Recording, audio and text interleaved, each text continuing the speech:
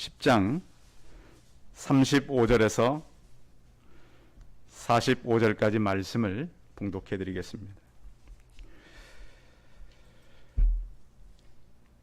세베대의 아들 야고보와 요한이 주께 나와 여짜오되 선생님이여 무엇이든지 우리가 구하는 바를 우리에게 하여 주시기를 원하나이다. 이르시되 너희에게 무엇을 하여 주기를 원하느냐 여짜오되 주의 영광 중에서 우리를 하나는 주의 우편에 하나는 좌편에 앉게 하여 주옵소서. 예수께서 이르시되 너희는 너희가 구하는 것을 알지 못하는도다. 내가 마시는 잔을 너희가 마실 수 있으며 내가 받는 세례를 너희가 받을 수 있느냐. 그들이 말하되 할 수 있나이다. 예수께서 이르시되 너희는 내가 마시는 잔을 마시며 내가 받는 세례를 받으려니와 내 좌우편에 앉는 것은 내가 줄 것이 아니라 누구를 위하여 준비되었든지 그들이 얻을 것이니라. 열 제자가 듣고 야고보와 요한에 대하여 화를 내거늘 예수께서 불러다가 이르시되 이방인의 집권자들이 그들을 임으로 주관하고 그 고관들이 그들에게 권세를 부리는 줄을 너희가 알거니와 너희 중에는 그렇지 않을지니 너희 중에 누구든지 심 크고자 하는 자는 너희를 섬기는 자가 되고 너희 중에 누구든지 으뜸이 되고자 하는 자는 모든 사람의 종이 되어야 하리라. 인자가 온 것은 섬김을 받으려 함이 아니라 도리어 섬기려 하고 자기 목숨을 많은 사람의 대속물로 주려 함이니라. 아멘. 우리 옆 사람과 서로 인사하겠습니다. 만나서 반갑습니다. 예, 감사합니다. 우리는 삶을 살면서 새로운 것을 많이 발견할 때가 종종 있습니다. 그런가 하면 이 과학자들이나 의사 같은 분들을 이렇게 보면 새로운 것들 많이 발명해내기도 하죠. 신약을 만들기도 하고 새로운 또 치료 방법을 이렇게 발명을 해서 세계 또 유수한 이런 학계에 가서 이렇게 인정도 받고 그렇습니다. 그런가 하면 이제 우리처럼 이제 믿음 생활하는 분들은 영적 깨달음이라는 것이 있죠. 그래서 성경을 가까이 하는 사람들에게 지혜는 우리가 지금까지 살면서 알지 못하는 것들을 새롭게 깨달아 간다는 거예요. 그게 지혜예요. 그래서 지금까지 성경을 가까이 했던 사람들은 거의 실패하지 않았습니다. 인간적으로 볼 때는 저 사람 실패했구나. 그런데 후손들을 보면 전혀 그러질 않았어요. 그리고 또 그 사람들의 미치는 영향력들을 보면 꼭 피로 이어진 그런 후손들이 아니라 그를 통한 제자들을 통해서 엄청난 일을 하게 됐다는 거예요. 150년 전에 영국의 이 에덴버러 학교에 과학자면서 외과 의사인 제임스 심프슨이라고 하는 교수가 있었습니다. 이 교수는 외과 의사이기 때문에 수술을 많이 하는 이 의사였는데요.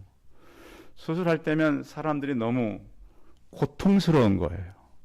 그래서 이 교수님이 굉장히 그 수술할 때마다 그 환자들을 보면서 안타까운 마음을 가지고 깊이 묵상하는 가운데 창세기 2장 21절, 22절을 묵상하게 됐어요. 거기 보니까 하나님께서 아담을 깊이 잠들게 하셨다라는 표현이 있어요. 그러고 나서 뭘 뽑아내셨죠?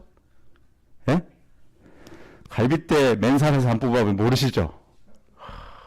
여러분 마취 되는 줄 알았는데 세상에 그날 마취 기계가 고장나가지고 마취가 안 된 상태에서 수술을 해가지고 이렇게 아픈데 마취 안 하고 하면 얼마나 아플까 했는데 나중에 보니까 마취 기계 고장나가지고 생살을 수술한 사람도 있어요. 보니까. 그런데 이 의사가 보니까 이 아담을 갈빗배를 뽑아서 여자를 만들었는데 하와가 나타나자마자 뭐라고 고백을 해요? 이는데 뼈 중에 뼈요, 살 중에 살이라. 아픈 신음소리가 있어요, 없어요?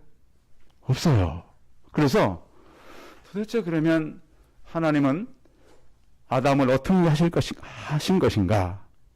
깊이 잠들게 했다는 거예요. 그래서 그때부터 이제 연구해서 만들어낸 그 물질이 클로로포름이라고 하는 마취제입니다. 그러니까 성도 여러분, 인류 역사에 큰 공을 세웠던 사람들을 보면요, 기독교인들이 참 많습니다. 왜 그럴까요? 깊은 묵상 가운데 지혜가 나오고 과학적인 것도 많이 나와요. 물론 믿지 않는 사람들에게도 없을 수는 없어요. 하나님 일반적으로 다 주시니까. 그런데 믿는 사람들에게 그런 것들이 참 많아요. 그때 이후부터 사람들은 고통받지 않고 수술을 하게 됐다는 거예요. 그래서 1847년 11월에 클로로포름이라고 하는 이 마취제가 발견되었을 때, 원래 이 심프슨이라고 하는 의사는 스코틀랜드의 가난한 빵집에서 태어났습니다. 전 세계의 수술 환자들에게 많은 이 고통을 덜어줬다는 그런 그 일 때문에 처음으로 영국에서 썰라고 하는 그 칭호를 주었습니다. 그래서 이 의사가 이제 그 일생을 오랫동안 살아오면서 한 제자가 물어봤다 그래요. 선생님, 지금까지 살아오면서 평생에 가장 좋은 발견은 뭐였습니까? 뭐였었을까요? 네? 마취제였을까요? 근데 이 심프슨이라고 하는 외과 의사였고 교수였던 이분이 대답이 참 놀랍습니다. 두 가지를 얘기했어요. 하나는 내가 죄인이라는 사실입니다. 참 깊은 묵상 가운데 내가 죄인이라는 사실을 안다라고 하는 것은 단순한 것 같지만 여기에는 많은 묵상과 말씀에 대한 자기 성찰이 있었던 거예요. 그런가 또 한 가지는 내가 그렇게 큰 죄인이었는데 또 하나는 예수님이 나의 구세주라고 하는 사실입니다.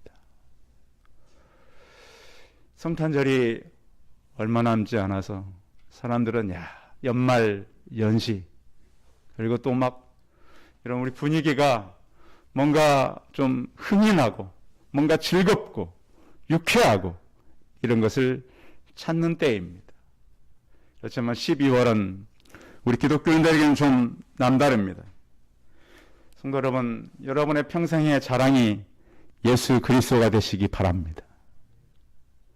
나는 이렇게 부족한 자였고 나는 이렇게 어려움을 만났지만 나는 예수 그리스도를 통해서 그 자리에서 일어났고 또 나를 이렇게 바꾸신 하나님께서 나를 만나러 온 당신들도 바꾸실 것입니다. 이런 간증자들이 되고 오늘 제가 말씀드린 제임스 심프슨처럼 하나님께서 우리에게 주신 그러한 지혜를 가지고 이 땅에 우리가 살아가는 동안 많은 사람들에게 영향력도 미치고 예수 그리스도를 증거하는 그러한 삶들이 되시기를 바랍니다. 이 땅은 많은 사람들이 성공하기를 원합니다. 그래서 이렇게 만나보면 잘 된 일, 또 살아오면서 지금까지 만난 좋은 경험들을 많이 얘기하고 이 땅은 사실은 많은 사람들이 성공하기를 원합니다. 그런데 이 성공하기를 원하는 이 땅에 예수 그리스도는 참 빛으로 온 것입니다. 우리가 알고 있는 이런 햇빛이나 아니면 등불이나 전깃불 이런 의미가 아니고 이 참 빛은 빛의 근원이 되는 빛을 말합니다. 요한복음 1장 5절에 보면 빛이 어둠에 빛이 돼 어둠이 깨닫지 못하더니 이 빛은 생명의 빛이신 거죠. 그래서 이 예수 그리스도는 요한복음을 통해서 빛으로 우리에게 소개되는데 이 빛은 영원 전부터 존재했던 빛이에요. 하나님께서 빛이 있으라 해서 이 지구 위에 비치는 빛을 만들었는데요.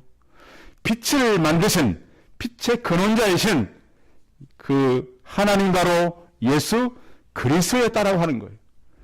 왜 예수 그리스도가 이 땅에 왔을 때 사도들이 예수 그리스도를 전하는데 어려움이 컸습니까? 그 이유는 그 그리스도가 33살밖에 먹지 않고 이 땅을 떠는 그리스도가 하나님이라는 거예요. 그러니까 사람들에게 그 얘기가 귀에 들릴 수가 없었어요. 어떻게 그 젊은 사람이 하나님이 될 수 있는가? 그래서 요한복음에 사도 요한이 기록해 놓은 거예요. 그 빛이 어둠을 비추되 어둠이 깨닫지 못하더라. 그 빛이 비추면 맨 먼저 우리가 깨닫는 게 뭡니까? 나는 죄인이라고 하는 거예요. 베드로가 예수 그리스도를 만났을 때 주여 나를 떠나소서 나는 죄인입니다. 이사야가 하나님을 뵙고 나서 아하 나여 망하게 되었도다. 그 빛이신 하나님을 배웠기 때문입니다. 우리가 하나님 앞에 나가면요 사람은 굉장히 겸손해지고요 그 앞에서 우리가 얼마나 부족한 자들인 것이 드러나게 되어 있습니다. 왜냐하면 그는 빛이기 때문이에요. 참 빛이기 때문에. 그리고 또 모든 어두움을 비춥니다. 우리가 보는 이 빛보다도 더 먼저 있던 그 빛, 그 빛이 오므로 어디까지 비치냐면 사람의 마음속까지 비치는 거예요.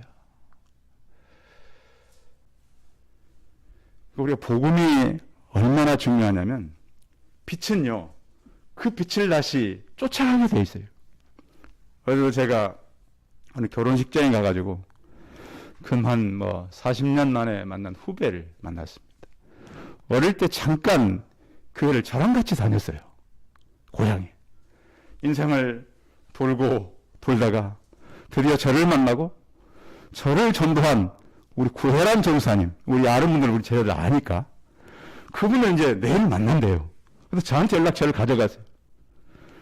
결혼식 자리에 만나서 다시 신앙생활을 해라. 기도하고 기도해줬더니 너무 감사하다고. 빛은 그 빛을 따라가게 돼 있어요. 성도 여러분, 그래서 언제 교회를 오든 언제 예수 그리스도를 믿든 한 번 그 빛이 비추고 나면 그 빛을 사람들은 그리워하고 따라가게 되는 거예요. 성도 여러분, 모든 사람의 어둠을 밝게 비치고 마음을 비추는 그 예수 그리스도를 발견하고 그 빛을 쫓아 살아가시기 바랍니다. 왜냐하면 그 빛은 우리를 인도하기 때문이에요. 예수 믿는 사람들의 가장 장점은 현실을 다 보진 않습니다. 그를 이끌어가는 빛이신 예수 그리스도 하나님을 보고 따라가는 거예요.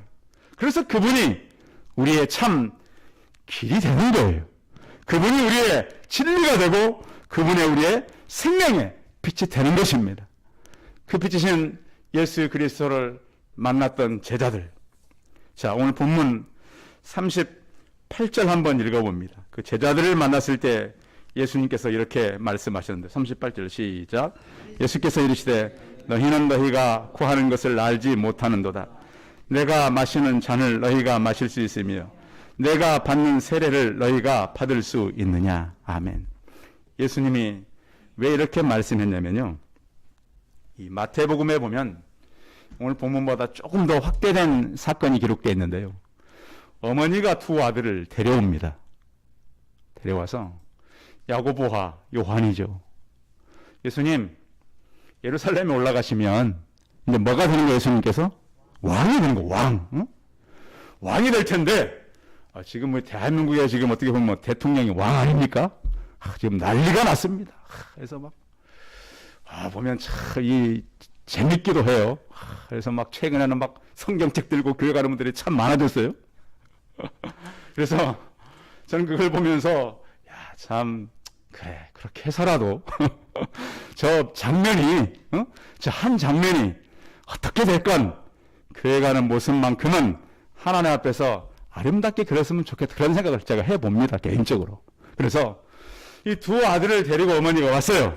예수님, 왕 되시면 하나는 왼편에 하나는 오른편에 앉혀주십시오. 그래서 예수님께서 대답은 뭐냐면, 너희가 지금 오늘 18절에 너희가 구하는 것을 알지 못하는도다. 결국 뭐냐면 하나님 나라에 대한 오해를 했다라고 하는 겁니다. 무슨 오해죠?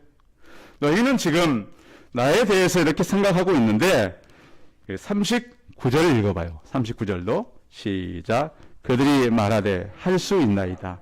예수께서 이르시되 너희는 내가 마시는 잔을 마시며 내가 받는 세례를 받으려느니와. 예, 그렇습니다. 그러니까 하나님 나라는 사실은 영광의 자리는 아니죠. 그 길은 좁고 험한 길이에요. 사람들이 걸어가기에 굉장히 무거운 짐을 지고 가야 되는 길이에요. 그래서 그 잔을 오해했다는 거예요. 그래서 아마 야고보와 요한은 그 자리는 축배의 잔, 성공의 잔, 승리의 그 자리라고 생각을 했어요. 아, 드디어 예수님 왕 되면 그 왼쪽 오른쪽은 그 이스라엘의 이 청년들로서는 출세의 자리 아닙니까? 출세의 가도를 걸어갈 수 있는 길에 이미 들어선 거 아닙니까? 그래서 예수님 그 자리 갈 수 있도록 우리를 좀 배려해 주십시오. 근데 예수님께서는 너희가 이 길을 잘 알지 못했다. 그런데 만약에 이 야고보가 사도행전에 보면 사도들 가운데 제일 먼저 순교를 당하죠. 어머니가 그걸 알았을까요? 모르죠. 요한이 반모섬까지 끌려가서 그러니까 몇 번 죽다가 살아나요. 안 죽으니까 섬에 유배를 보내요. 그럼 요한 계시록을 기록하는 거잖아요. 그래서 이 두 아들이 순교를 당할 줄 알았다면 어머니가 이런 청탁을 했을까요? 이 지구상에 사는 모든 어머니들은 이 두 아들이 예수님께 갔다가는 순교를 당할 텐데 알았다면 예수님 우리 애들은 좀 가까운 자리 주지 마시고 좀 저 끝자리, 응? 뒷자리 이렇게 했을지도 몰라요. 그런데 모르니까 이런 오해를 하고 있으니까 이렇게 말씀하게 된 것입니다. 어머니도 몰랐고 이 두 제자들도 몰랐어요. 그래서 예수님의 자리는 사람의 뜻대로 주어지는 자리가 아닙니다. 순교의 자리도 사실은 예수님께서 허락해야 되는 사람만이 가는 자리죠. 그런데 이들은 물론 몰랐지만 이들은 순교의 자리로 이제 들어온 게 된 거예요. 그러면 이 두 제자만 이렇게 열심을 냈을까요? 자, 그런 세례를 받겠다. 그리고 좌우편에 내가 줄 것이 아니라 누구를 위하여 준비됐든지 그들이 얻을 것이니라. 이 말을 듣자마자 제자들이 어떻게 하냐면 자, 41절 읽어봐요. 41절 시작. 열 제자가 듣고 야고보와 요한에 대하여 화를 내거늘. 열 제자가 어떻게 했어요? 이제 완전히 두 쪽으로 나눠졌어요. 10대 2로 나눠져가지고 너희만 출세하냐? 우리는 뭐냐? 이렇게 된 겁니다. 그런데 이때가 지금 사실은 언제쯤이냐면 내가 이제 예루살렘에 올라가면 십자가에 못 박히게 된다. 2번이나 벌써 얘기했어요.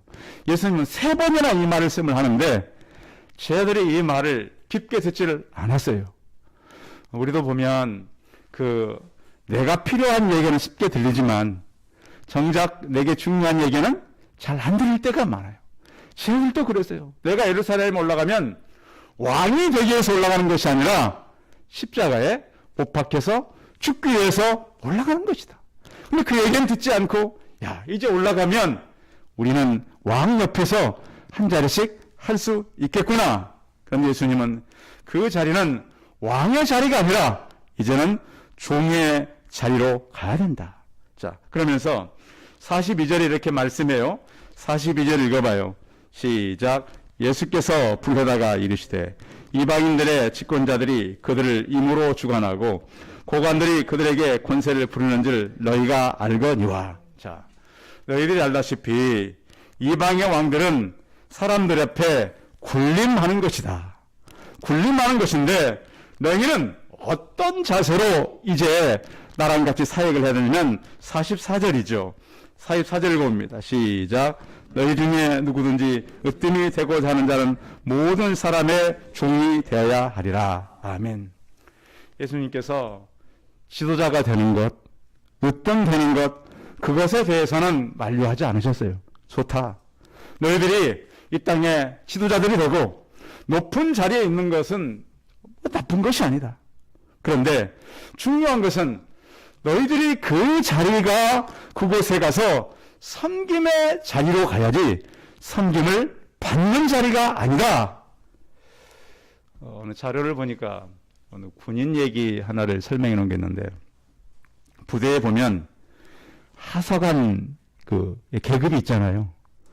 하사관이면 사병보다는 높은 계급인 거 아시죠? 예, 그 위에 장교가 있고 그래요. 이제 여자분들은 군대를 안 가시니까 잘 모르시는데. 그래서 날 보니까 이 하사관이 사병들을 데리고 굉장히 큰 나무를 막 옮기고 있는 거예요. 근데 보니까 이 사병들은 열심히 막 그 나무를 들고 가는데 이 하사관은 소리만 지르고 있는 거예요. 그 옆에 지나가던 사람이 보니까, 저렇게 힘든 거를 자기도 같이 힘을 쓰면 보탤 수 있잖아요. 그래서, 왜 그렇게 이 사람들만 시키고, 당신은 안 합니까? 그러면, 저는 하사입니다. 그러니까 지나가던 분이, 그러시냐고. 그럼 하사님, 제가 좀 도와도 되겠습니까? 하시라고. 그래서 군인들하고 열심히 같이 해서 그 무거운 나무를 옮겼어요. 옮겨주고, 가면서 그 하사관한테 그랬어요. 하사관님, 다음에 힘쓸 일이 있으면 꼭 이 미국 부대에 이 사령관한테 연락을 해 주십시오 하고 딱 떠났어요. 뒷모습을 보니까 여섯 사람이 아니야. 예, 미국 초대 대통령 조지 워싱턴 사령관일 때 있었던 얘기입니다. 그러니까 뭐냐면, 그러니까 대통령이 된 거예요. 사람은 겸손하고 낮은 자리에 가 있어야 돼요.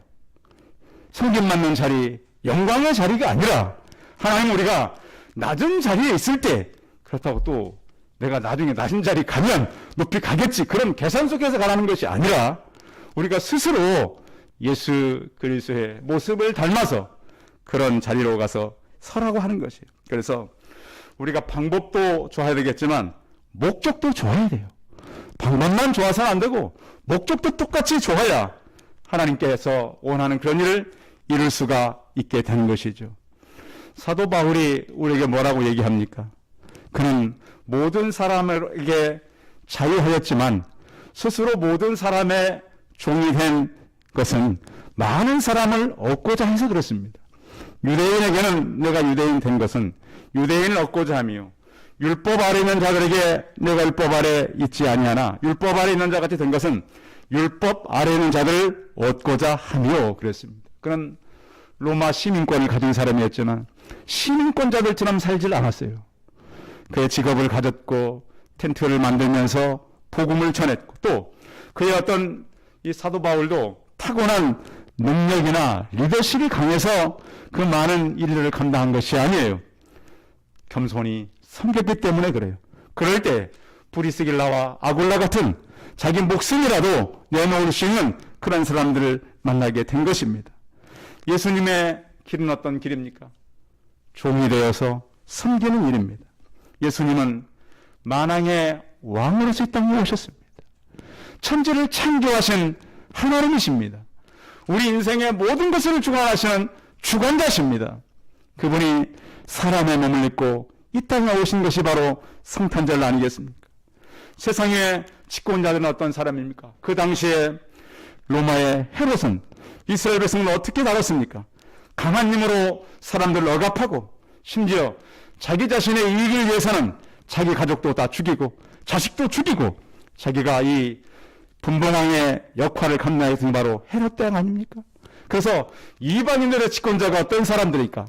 로마의 황제는 어떤 사람이었습니까? 많은 사람을 데려다가 노예로 삼고 세금을 갖다 거두고, 또 많은 사람들을 자기의 축제의 도구로 사용하고 자기들을 갖다가 즐겁게 하는 눈요깃거리로 사용했던 것이 바로 이방인의 왕들이었습니다. 그래서 오늘 주님께서는 그의 제자들을 향해서, 자, 42절 같이 읽어봐요. 그 이방인들이 어떻게 한 42절 시작. 예수께서 불러다가 이르시되 이방인의 집권자들이 그들의 힘으로 주관하고 고관들이 그들에게 권세를 부리는 줄 너희가 알거니와. 그렇게 하지 마라. 그런 권세를 가지고 사람들을 맞이하지 마라. 그래서 내가 온 이유는 무슨 이유인지 알겠냐? 자, 45절 마지막 말씀 같이 읽어봅니다. 시작. 인자가 온 것은 섬김을 받으려 함이 아니라 도리어 섬기려 하고 자기 목숨을 많은 사람의 대속물로 주려 함이니라. 아멘. 예수님은 출신도 나사렛 출신이었습니다. 변방에서 태어나셨고요. 또 사람들이 나사렛에서 무슨 선한 것이 날 수 있겠는가. 또 그는 마국간이라고 하는 지극히 불결하고 사람들이 아무도 갈 수 없는 그런 장소에서 태어나셨습니다. 이것은 이 땅에 오신 왕이신 하나님이 얼마나 낮은 자리에 이 땅에 오셨는가를 말씀하고 있는 것입니다. 그뿐만 아니라 그는 모든 섬기는 자들의 리더십이 어떤 리더십이 되어야 하는가. 또 예수님은 죄와 죽음의 권세에서 우리를 살리기 위해서 온 거예요. 이 말씀을 제자들은 가지고 또한 이 말씀을 따라서 살기를 원했던 것이죠. 예수님의 최고의 성공은 뭐였습니까? 십자가의 죽음이 아니었습니까? 예수 그리스도를 바로 믿는 사람들은 이 땅을 살면서 예수님의 모습을 닮아가는 것이죠. 이 땅을 살면서 내가 무엇을 하고 이 땅을 떠날 것인가? 그래서 원수를 위해서 나는 무엇을 할 것인가? 십자가를 통해 모든 저주를 이기시고 또 그의 제자들의 발을 씻기시잖아요. 떠나기 전에 한 제자의 발을 씻기면서 그들이 어떤 일을 하며 살아가야 하는가? 마지막까지 무슨 장면으로 예수님은 그들의 생각을 남겨두었는가? 십자가의 섬김은 어떤 것입니까? 가까운 사람들에게 다가가는 것이죠. 가까운 사람들. 우리 주변에 보면 성도 여러분들 그 어려움을 만난 사람들이 있습니다. 그럼 우리가 능력이 많아서가 아니라 할 수 있는 일을 조금만이라도 하는 거예요. 요즘 어떤 교회는 그런 일을 하더라고요. 일주일 동안 한 끼를 금식하고 그 금식한 것을 가지고 친구들을 찾아가는 거예요. 그래서 식사를 한번 같이 하자. 그래서 그 식사를 함으로써 같은 꼭 교회를 가자. 그런 얘기를 하지 않아도 사람들은 안다는 거예요. 요즘 얼마나 어려워진 사람들이 많습니까? 직장이 어렵고 사업체가 어렵고 어제 제가 오늘 결혼식 가서 물어봤더니 사업이 정말 어려워요. 정말 힘들어가지고 막 이번 달로 그만둬야 되는 사람도 막 있어요. 그래서 정말 어렵겠구나. 그래서 그런 사람들 우리가 찾아가고 위로하고 또 그들에게 섬김의 모습을 우리가 나타내는 것이죠. 예수 그리스도는 이 땅에 오셔가지고 자기를 인자라고 해서 인자. 그 인자라고 하는 말은 45절에 사람의 아들. 나는 하나님이시지만 사람의 아들로서 태어난 사람이다. 인자의 그 의미는 구약성경 다니엘서 7장에 보면 인자 같은 이라고 말합니다. 예수님께서 이미 오시기 전에 인자라는 단어가 있었어요. 나는 구약에 예언한 것처럼 인자로서 왔다. 그리고 섬김을 받으려 하는 것이 아니라 도리어 섬기려 하고 내 원래 가졌던 만왕의 왕의 직분을 내려놓고 섬기는데 그 섬김은 어디까지인가? 자기 목숨을 많은 사람들의 대속물로 주려 합니다. 그랬습니다. 이 대속물이라고 하는 것은 무슨 의미냐면 지금은 이제 그 노예들이 별로 없죠. 노예. 또 전쟁포로 이런 사람들이 이제 잡혀서 놓아줄 때는 그 사람들의 목숨값이 필요한 거예요. 이것이 바로 대속물이에요. 자, 우리가 죄로 인해서 죽어야 되는 포로요. 죄로 인해서 죽어야 되는 종이 됐어요. 그럼 예수님은 그것을 우리를 대신 죽으심으로 속전을 내주시는 거예요.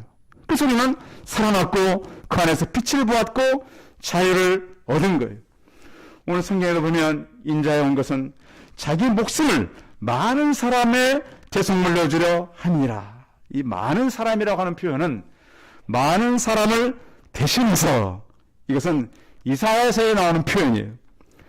그것을 확실히 하기 위해서 그는 많은 사람의 죄를 담당하여 범죄자를 위하여 기도하였느니라 그랬어요. 오늘 이 예수님 앞에 청탁했던 야고보와 요한. 야고보는 일찍 순교했습니다. 사도 요한은 나중에 요한일서 3장 6절에 보면 이렇게 3장 16절에 말씀하고 있습니다. 그가 우리를 위하여 목숨을 버렸으니 우리가 이로써 사랑을 알고 우리도 형제들을 위하여 목숨을 버리는 것이 마땅하니라. 이게 마지막까지 남았던 사도 요한의 고백입니다. 성도 여러분, 세상은 믿음의 사람들의 용기를 필요로 하고 믿음의 사람들의 헌신을 필요로 합니다. 잠깐 스쳐 지나가는 그러한 모습이 아니라 예수님께서는 이 땅에 오셔서 만왕의 왕이셨지만 섬기러 오셔서 말로 행동으로 섬긴 것뿐만 아니라 그의 목숨까지 내어주면서 우리를 섬기셨습니다. 우리는 그의 빛을 받았고 우리 마음의 빛이 비추어서 생명의 길을 걷게 되었습니다. 한 해를 우리가 점점 마무리해 가면서 예수 그리스도가 이 땅에 오셔서 섬기러 왔던 것처럼 우리의 모든 것을 가지고 우리 이웃들, 지인들, 가까운 사람들을 섬기며 종의 서번트 리더십을 가지고 살아가는 저와 우리 성도들이 다 되시기 바랍니다. 기도하겠습니다. 전능하신 하나님, 주님께서 이 땅에 오셔서 많은 사람을 대신해서 우리의 대속물이 되셨고 죽으셨고 많은 사람의 죄를 담당하며 범죄자들을 위해서 기도하였습니다. 살아계신 하나님, 저희가 이 성탄절을 맞으면서 이 땅에 오셔서 하나님의 모든 권세를 내려놓고 이방인의 집권자들처럼 하지 아니하고 세상의 성공과 출세가 아니라 하나님 앞에 섬김의 종으로서 사셨습니다. 그 예수 그리스도의 피가 우리 마음에 흐르고 예수 그리스도의 정신이 우리 삶에 흐르고 예수 그리스도의 죽음이 우리의 생애도 계속 이어지게 하여 주옵소서. 주 예수 그리스도의 이름으로 기도하였습니다. 아멘. 예, 광고 말씀 드리겠습니다. 예배에 찬성한 성도님들 환영하고요. 예배 시간은 꼭 이 마스크 열 체크하는 거 해주시고, 아직도 이제 날씨가 추워지면서 점점 퍼져가고 있으니까 일단 걸리면 그 격리하는 것 때문에 참 어려움들이 많습니다. 그래서 격리 장소들도 이제 많이 부족해가고 그러니까 집에서들 이렇게 확진자들은 격리하고 막 이래야 돼요. 그러니까 제가 조심하시고 어디 모임 같은 거 하실 때 특별한 경우가 아니면 꼭 마스크를 쓰시고 주변 사람들에게 이렇게 다른 사람에게 걸리거나 또 걸리게 하지 않도록 주의하면 되겠습니다. 예, 우리 찬송 96장 하신 후에 축도항으로 예배 마치겠습니다.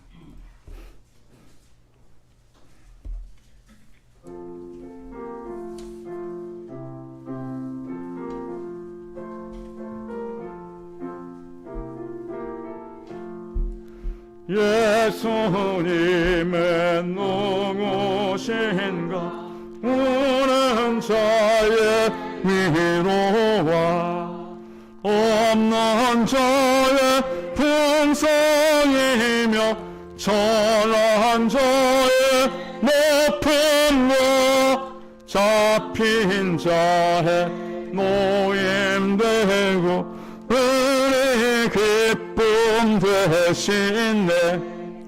예수님은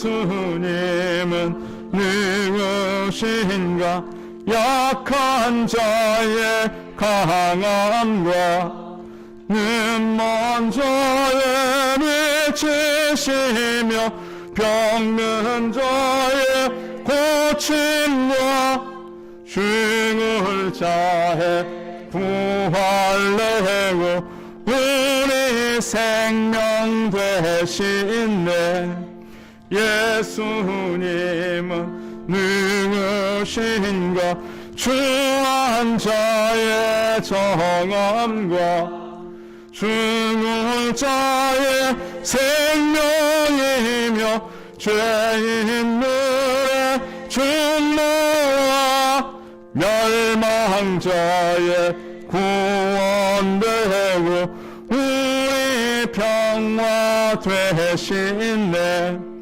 예수님은 누구신가 온 교회의 머리와 온 세상의 구주시며 모든 왕의 왕이요 하실 주님 되고 우리 영광 되시네. 이제는 우리 주 예수 그리스도의 은혜와 하나님 아버지의 무한하신 사랑과 성령의 교통하심이 이 땅에 섬기러 오신 만왕의 왕 되신 그 예수 그리스도를 닮아서 이 땅에 살아가는 동안 섬김의 사람들로 이 땅에 살아가기를 소원하는 우리 성도들의 머리머리 예와 이들의 가정과 자녀들과 일터와 직장에 이들도 영원토록 함께 있을지어다. 아멘.